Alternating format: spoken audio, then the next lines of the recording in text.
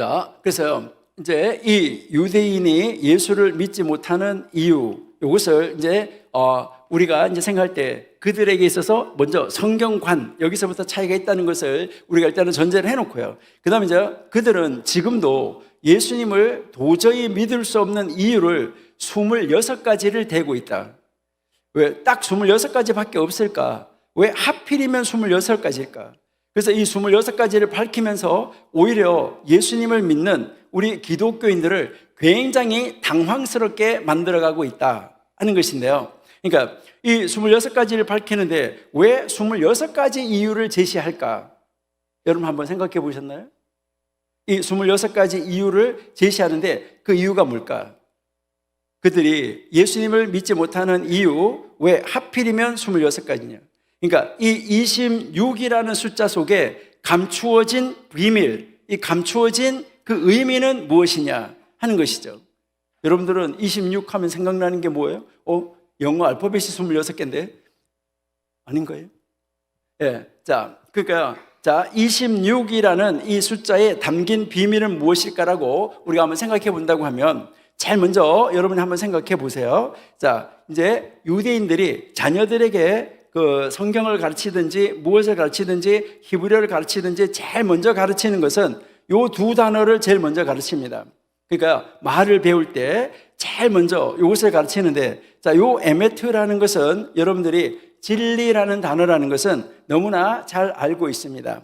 근데 여러분 한번 보시면 이제 이 어린 아이들은 이렇게 글자를 오려가지고 이렇게 세워놓고 뭐 기역, 니은, 디귿 요즘 자석 갖다 이렇게 우리도 붙여가지고 가르치고 그러잖아요. 유대인들도 그렇게 가르치는데 요 글자를 요 모음은 없어도 되는 거잖아요. 원래 모음은 나중에 붙인 거니까요.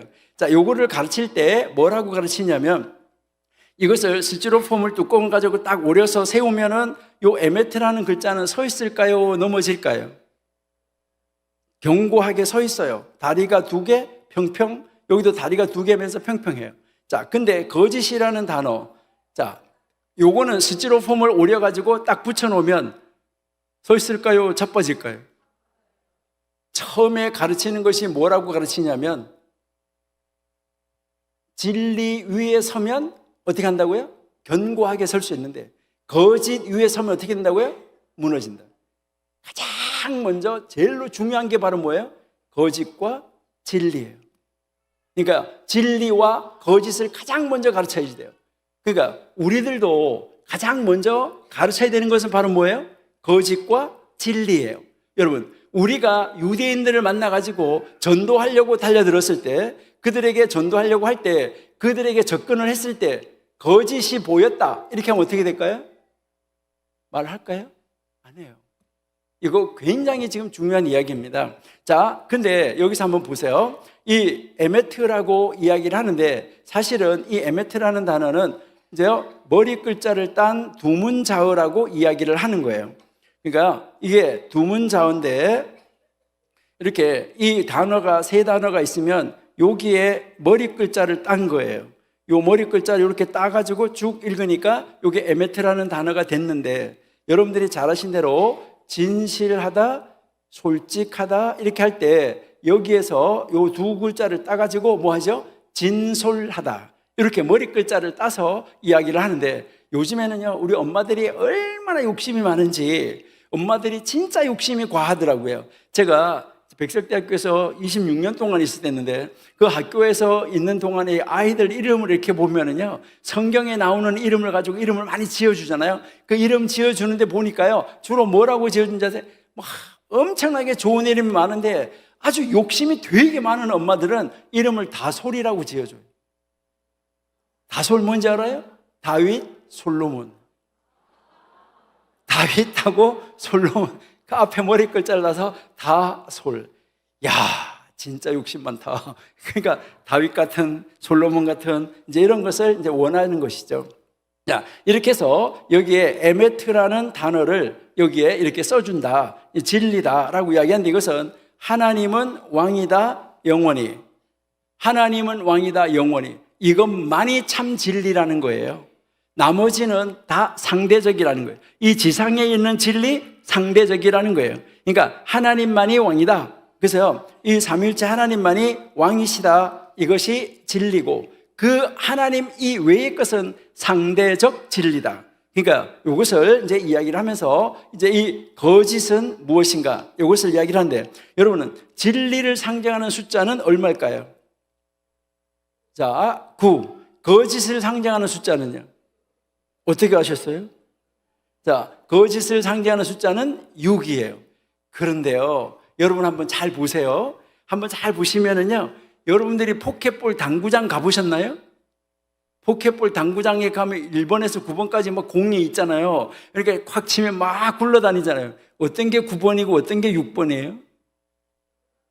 아니, 9자하고 6자가 있는데 공이 9번 공이 있고 6번 공이 막 굴러다니잖아요. 그러면은 그게 어떤 게 9번이고 어떤 게 6번이냐 이 말이죠. 이게 참 애매하다 이 말이죠.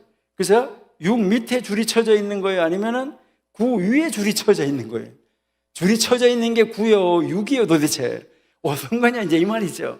여러분, 거짓과 진리는 판별하기 쉽다 어렵다? 어렵다. 자, 그렇게 해서 여기에서 요것은 이 에메트 할 때 요거는 숫자가 1이에요. 요거는 숫자가 40이에요. 요거는 숫자가 400이에요. 다 더하면 441이에요. 그래서 4 더하기 4 더하기 1 하면은 9예요. 그래서 옛날부터 바로 이 진리라는 숫자는 여기에서부터 9가 나오기 시작했고요. 그러면 거짓이라는 숫자는 어떨까? 자, 요거 300이에요. 요거는 100이에요. 자, 요거는 200이에요. 아니, 좀 거짓은요, 여러분들이 보시면은 요거는요, 아주 첫째, 14번째, 27번째 가지고 아주 순서도요, 아주 딱 진리예요. 아주 딱딱딱 첫 번째, 중간, 과정, 이렇게 돼 있어요. 그래서 처음과 과정과 마지막이 동일해야 진리예요. 처음에는 진리인 것 같다가 아니다가 다시 돌아오는 거, 이것도 아니에요. 그러니까 처음, 과정, 마지막이 다 똑같아야 되는 거예요. 이게 진짜 진리다. 그래서 처음과 과정과 마지막이 동일하다. 근데 이 거짓은 보니까요, 300, 200, 100 이러면 얼마나 좋겠어. 질서가 맞잖아요. 그것도 아니고 300, 100, 200 뒤죽박죽이에요. 여러분, 거짓은 뒤죽박죽입니다. 그러니까 질서가 안 잡혀 있다. 근데 요게 300, 100, 200이니까 다 합치면 600이에요. 6 더하기 0 더하기 0 하면은 6이에요.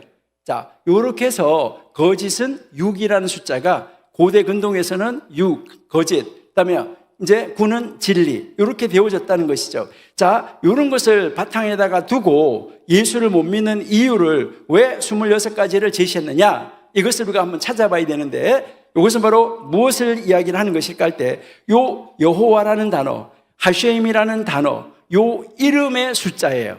자, 여기에 요 이름의 숫자인데, 여러분들이 보시면 여기에 있는 요 글자 숫자 10이에요.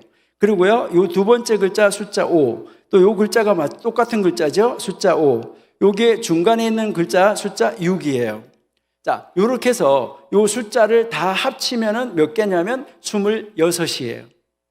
우리가 이제 여러분들이 앞으로 그들에게 변증을 하고 달려들 때도 26가지만 변증하면 된다, 이거 아니에요. 그러니까 수없이 많이 있는데 하나님을 변증하기 위해서 하나님의 이름의 수가 가지는 정도만 변증해 주겠다. 그러니까 기독교 선교사들이 왔을 때, 기독교 선교사들이 와서 유대인들에게 전도하는데 그들에게 변증해 주기 위해서 하나님의 이름의 수가 가지는 수, 그 숫자만큼만 26가지만 변증하겠다. 이렇게 해서 그들이 이제 유대인이 말하는 그 26가지 예수 못 믿는 이유, 이것을 제시했습니다. 그러니까 우리는 다른 것은 몰라도 우리는 뭐 해야 될까요? 이 26가지에 대해서만큼은 다른 것도 그들이 더 내놓을 수 있지만은 하나님의 이름을 말하면서 요 26가지를 이야기를 하는데, 여기에 대해서 우리가 한번 생각을 한번 이제 우리가 해볼 수 있어야 되는데, 자, 여기에서 이렇게 보시면은 유대교와 기독교의 믿음과 구원에 대해서 5가지를 제시하고 있습니다. 그 다음에 예수와 토라에 대해서 2가지, 그 다음에 예수는 다윗의 후손 메시아에 대한 예언, 이것은 유대인의 기준을 성취하지 못했다. 그리고 예수는 신이 아니다, 이렇게 하면서 4가지.